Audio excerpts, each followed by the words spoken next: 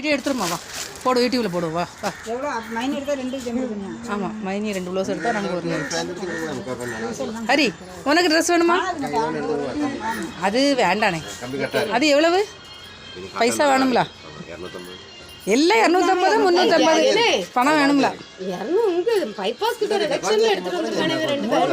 ஹரிக்கு வேண்டுறவா dress வேணுமா? ஹரிக்கு இந்த dress வேணுமா?